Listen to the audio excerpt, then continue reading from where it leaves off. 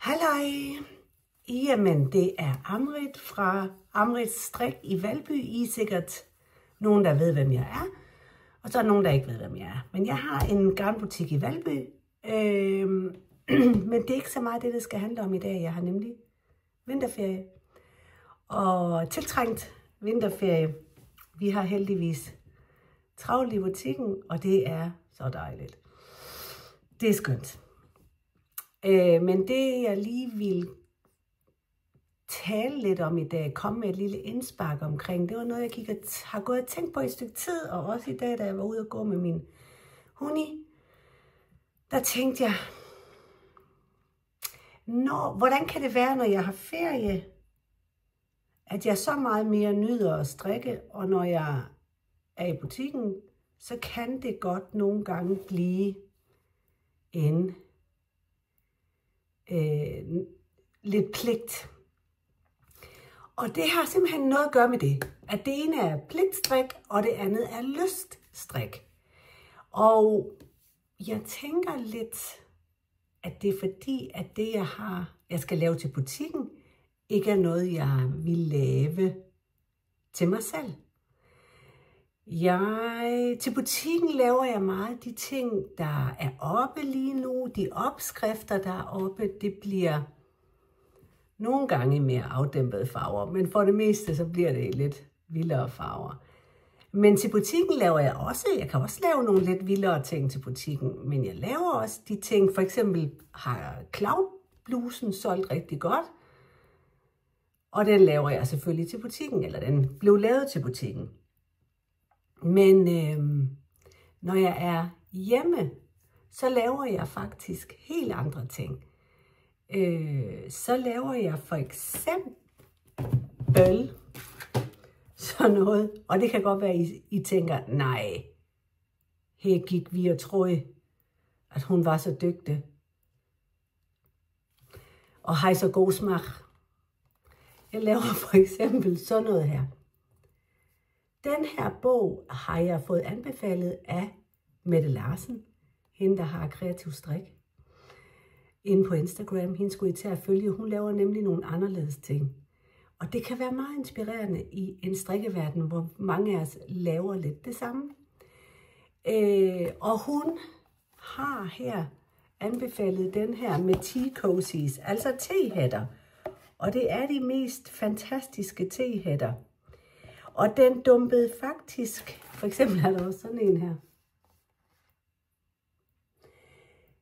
Den dumpede faktisk ned i skødet på mig, den anbefaling, en dag, hvor jeg gik rundt og arbejdede med at lave lidt mere skulptural strik. Jeg gik og tænkte ved mig selv, kan strik kun være fladt, 2D, eller kan man også lave tredimensionelt? Og så var det, at Mette anbefalede den her. Bogen hedder How Tea Cozies Changed the World, og den er lavet af Lonely Pryor. Jeg tror faktisk, får I det mund spejlvendt derinde? Det ved jeg ikke. Fordi jeg er slet ikke vant til at lave sådan noget, og jeg skal ikke være YouTuber eller noget. Jeg vil bare lige komme med lidt til strikkeverdenen. Ikke noget revolutionerende, men bare noget, der måske kan pifte lidt op i den måde, vi alle sammen har en tendens til nogle gange at strikke det sammen. For det er meget vigtigt, at vi bevarer vores strikkeglæde. Og da jeg gik i gang med at lave de her tea cozies, eller bare en enkelt af dem i første omgang, der var det faktisk rigtig sjovt. Og jeg har valgt at kaste mig over den, der er på forsiden. Og det kan godt være, at min familie kommer ind, fordi jeg ved ikke rigtig, om de ved, at jeg sidder og optager det her. Nu prøver jeg lige at lukke døren, som sådan en lille.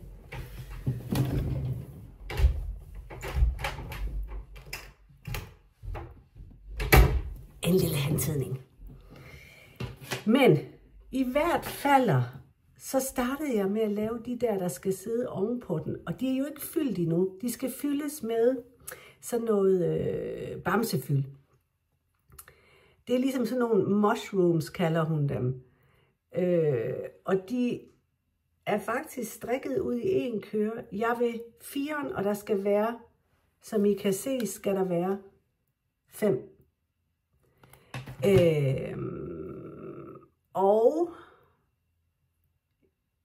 Nej, jeg er faktisk færdig med 4'eren. Og den får faktisk sådan en fin mushroom form. Og så synes jeg, det er sjovt, at det er noget strik, der kan stå op. Den bliver så fyldt, og så skal den jo monteres. Og jeg skal lige vise jer, hvad den skal monteres på. Nu skal jeg lige se her. Fordi jeg prøver lige at sætte kameraet lidt længere ned, så kan det være, I kan se, hvad jeg laver. Jeg har jo, prøv lige at lægge nogle bøger under. Jeg har jo denne her tekande.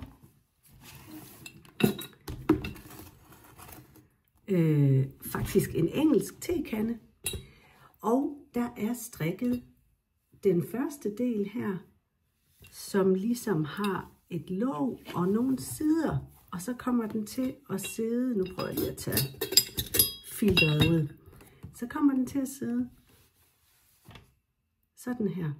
Og ovenpå, der kommer der til at være 5 af de her. Og det kommer jo selvfølgelig til at se bedre ud, når jeg lige har fået det hele ordentligt fyldt og monteret. Inde i den her skal der være noget for, som er faktisk en tilsvarende hætte. Den bliver ligesom monteret under tuden og under hanken. Og der kommer en tilsvarende indeni, så man ligesom får, dels så holder det bedre på varmen af teen, og dels så er det med til at stabilisere de her, fordi der kommer jo faktisk, kan man sige, en lille skulptur. Prøv lige at køre den lidt op igen. En lille skulptur ovenpå tehætten, og den skal jo gerne kunne stå flot. Og den er sådan her. Så kan man så, står der i bogen, vippe den til forskellige sider og arrangere den og sætte den fast med nogle små masker. Men det var egentlig for at sige, at det synes jeg er meget interessant, det her med skulpturel strik. Altså, hvad kan strik, hvis det står? Og der lavede jeg også en strikkeprøve. Den skal jeg lige prøve at finde.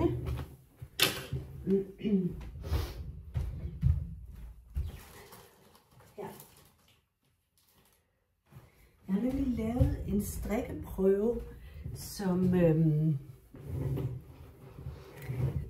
for at prøve nogle forskellige teknikker af med strik,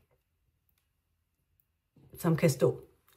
Og der var blandt andet denne her. Den er så det første af den. Skal jeg lige se her. Er hæklet. Den her er strikket. Den her, den går ud i strik hernede. Det første er hæklet. Den ligner sådan en lille konkylie. Men det her, sådan nogle her, de kan jo godt stå. Den kan faktisk godt stå af sig selv. Så var der jo, hvis man skal have noget struktur i og lege lidt med det, så prøvede jeg også at lave lidt lykker. Selvfølgelig bobler. Det bliver også mere 3D-agtigt. Og de helt store bobler. Og nogle hæklede små bobler. Og så prøvede jeg også at lege lidt med det her. Lege, det er sådan et åndssvagt ord. Arbejde lidt med det her med at skifte struktur. Og sy det her med mending, hvor man kan se, at noget er syet sammen. Og man gør noget ud af at sy det sammen, sådan så man virkelig kan se det. Men der bliver altså sådan et stykke stof ud af det. Det her, det er ikke strikket ud i en. Det her er strikket af flere forskellige små. Det der er en lille en for sig selv. Det her nede er for sig selv. Det her nede. Og så har jeg monteret nogle. Det der er selvfølgelig strikket med i. De der er monteret bagefter. Den der kan stå er monteret bagefter.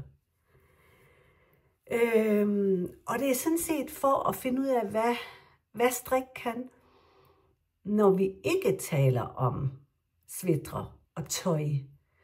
Tøj interesserer mig også. Jeg synes, det er så fedt. Men hvad kan det? Og det synes jeg er rigtig interessant at arbejde med, når jeg har fri.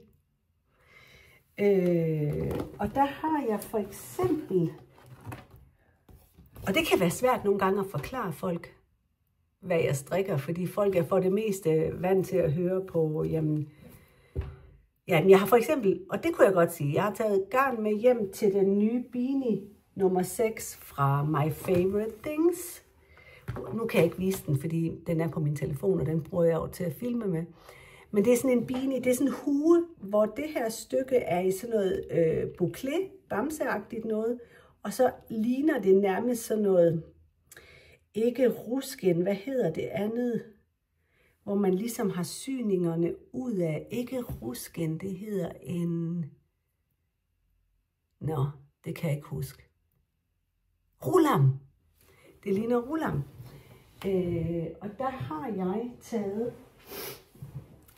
denne her med hjem til at lave kanten i sådan en her, et bamsegarn fra Rico. Det har sådan en struktur her. Og det har jeg tænkt mig at lægge dobbelt i kanten. Det kan også bare strikkes enkelt. Jeg vil godt have rigtig meget plys i kanten. Og så selve rullarmsdelen, den bliver lavet i den her bløde Eco Highland duo, som I måske kender. Jer, der også følger med hos Strik og Sludder, Henriettes podcast, hun har strikket flere huer i den her. Og den hue ligger også til gratis download inde på min hjemmeside under det her garn. Men så havde jeg tænkt at lige prøve at se, om jeg kunne lave huen i det her. Og det er jo en helt almindelig strik. Det er jo et strik efter mønster, men jeg kan godt lide bare at strikke noget, som ikke er efter mønster nødvendigvis. Og så prøve at finde ud af, hvad sker der så med strikken. Jeg har også blandt andet, det kan jeg faktisk lige vise jer, lavet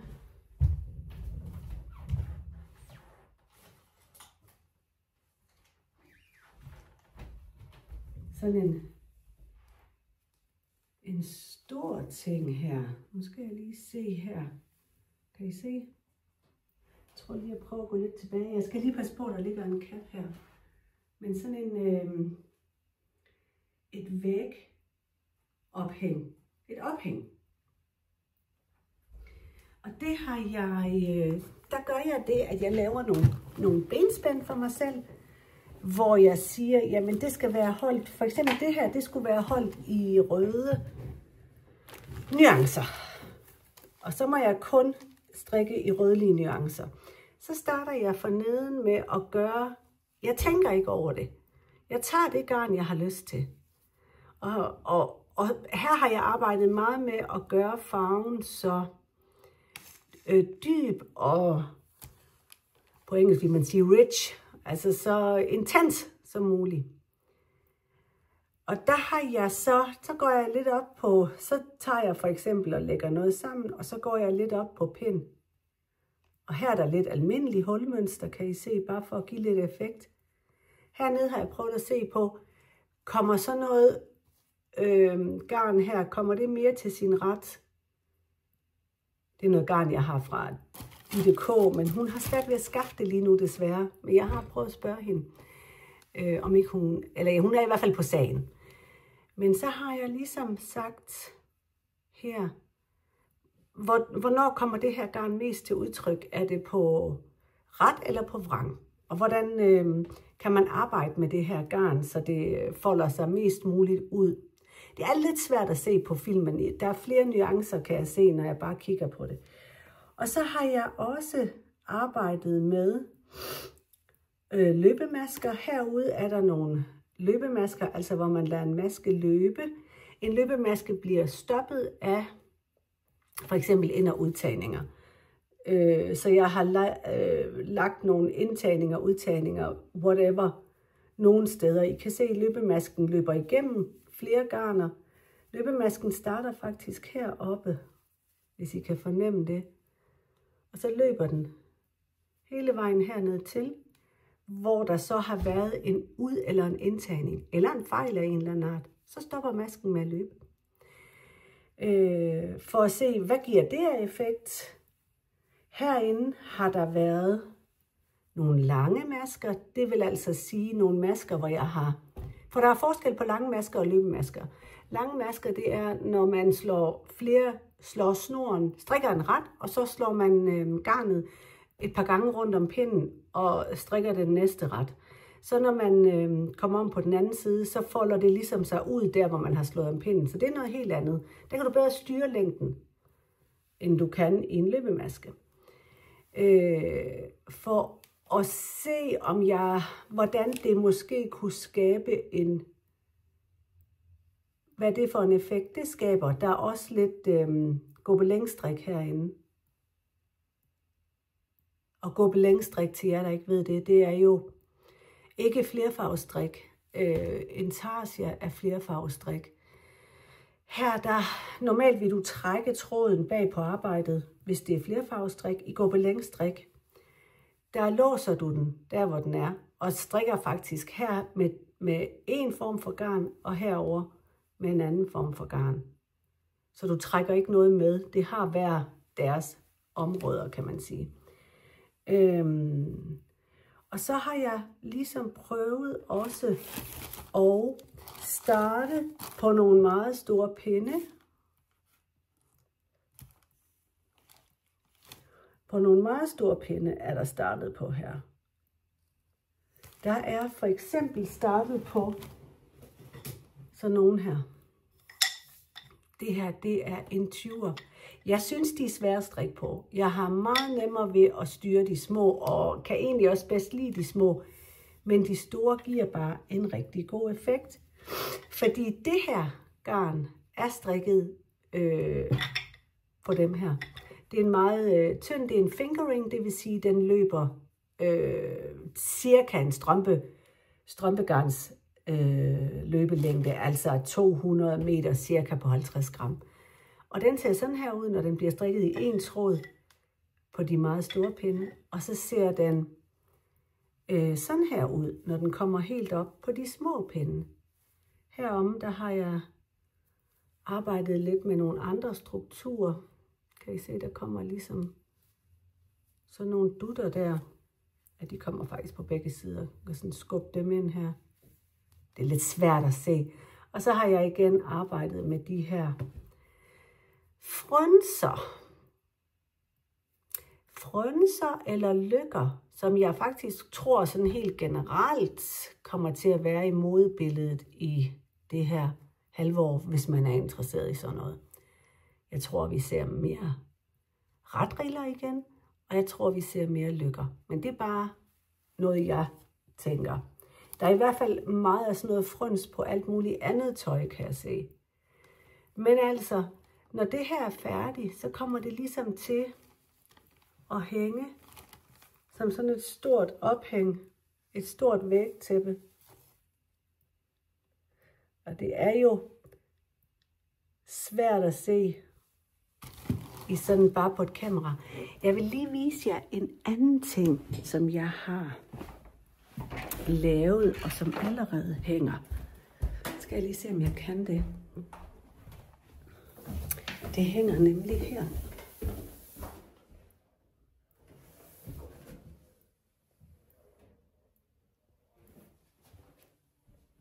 Og der kan I ligesom se, hvis jeg går tættere på, at der er forskellige garner, forskellige strukturer. Undskyld, det er lidt svært at styre den. Men det er ligesom et andet ophæng, hvor jeg også har arbejdet, hvor jeg har lavet nogle andre benspænd. For eksempel, at den ene farve skulle ligesom gå videre over i den næste. Altså man skulle ligesom, der skulle være en sammenhæng mellem farverne. Ja. Og jeg vil også sige, at nu skal jeg lige se her igen. Noget af det, der ligesom inspirerer mig, det er som sagt Mette Larsen, som gør nogle andre ting, som strikker mere vildt, strikker uden opskrift og mere intuitivt. Og det kan jeg godt lide. Det synes jeg er sjovt, når jeg har fri selv at gøre. For mig er det meget, meget svært bare at strikke glat strik. Det er meget svært. Jeg dør. Jeg dør fuldstændig. For eksempel var jeg i gang med at lave en opskrift fra Petitnet i det her håndfarvet, og det bliver egentlig meget fedt. Men ærmet er nødt til at være noget andet, fordi jeg kunne ikke holde det ud. Jeg kan ikke strikke bare i den samme farve hele vejen. Ej, hvor er det dårligt lys.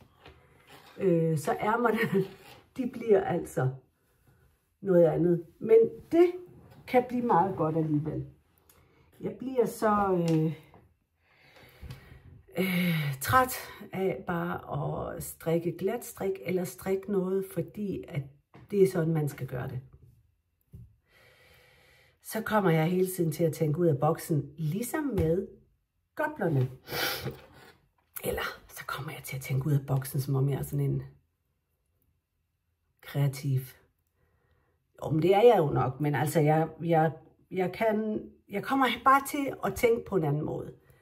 Det er de der udtryk, de er så irriterende. Men goblerne for eksempel, jeg ved ikke om I har set dem på mit Instagram-opslag. Vi er jo i gang med sammen med Libe, der har opskriften og har lavet opskriften, og få fremstillet selve lysindsatsen til goblerne. Det er sådan en halvrund hård installation, og så kommer der tentakler ned, og så er der lys i. Og det vil vi sælge som kit. Og der er jeg i gang med at prøve forskellige garner af til det. Blandt andet er jeg også i gang med det her, som er sådan et garn her.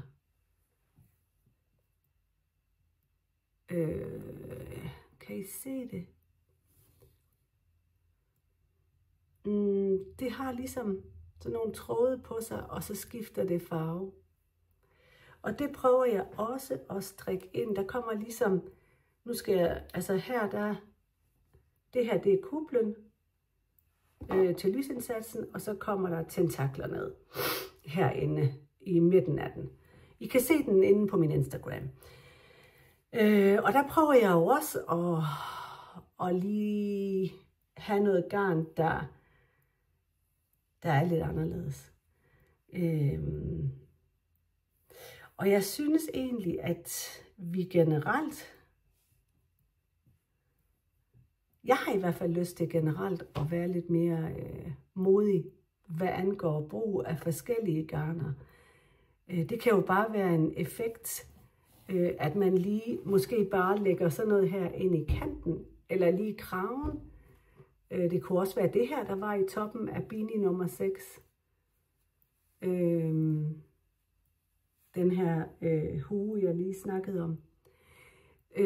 Men altså, der er mange måder at gøre de her ting på. Men ja, altså, som sagt, Mette Larsen, det her, det er Mette Larsen. Og hun har udgivet de her strikkemanualer. Og en strikkemanual, hvor hun fortæller om det at strikke lidt vildere.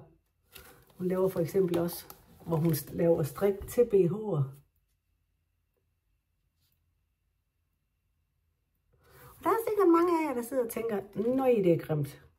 Går du virkelig i det? Nej, for satan, det har jeg aldrig set noget så grimt. Og det er fair. Det er fair, vi kan ikke alle have den samme smag. Men det er anderledes, og jeg synes, det er fedt med noget anderledes. Og jeg synes stadigvæk, vi skal strikke efter opskrifter, det gør jeg selv. Men jeg synes også nogle gange, at det er sjovt at prøve uden en opskrift. Så kan det godt være, at det ikke kommer til at passe helt perfekt, men så lærer man en masse af det. Og Mette siger meget det her med, prøv at være i processen mere end i slutresultatet. Så man arbejder mere med den stemning, man er i, mens man strikker det. Og bare gør noget lidt vildere. Træffer nogle andre valg. Det kan måske bare være at strikke i en farve, man normalt ikke vil strikke i. Men det kan være så mange ting. Og jeg vil i hvert fald sige, at det er sjovt, og tiden flyver afsted. Men det var egentlig bare mit lille indspark hertil og til strikkeglæde. Find ud af, hvad kan strik? Hvad kan jeg egentlig gøre med det? Hvad kan de forskellige garner? Skal man overholde strikkefastheden, eller kunne det også se fedt ud at lave sådan noget her, som slet ikke er den strikkefasthed, der står på banderolen? Her smider man jo banderolen væk. Det er lige meget. Man ser bare, hvad sker der? Hvad kommer der? Hvad gør jeg?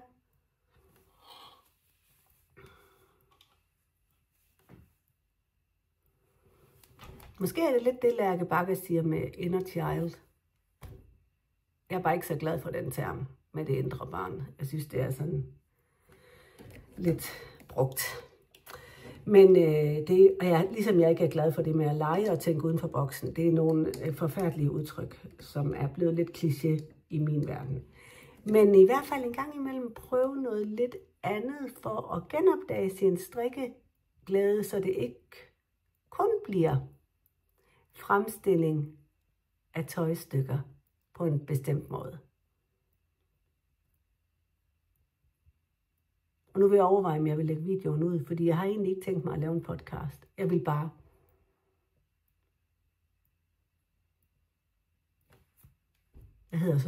drysse noget andet over maden. Giv det lidt en anden smag. Ja, men det var det. Og nu vil jeg holde vinterferie og gå i gang igen med mit og finde ud af, hvad der nu venter mig af mystiske ting og sager. God dag. Jeg kan ikke finde ud af at slukke. Sådan. God dag.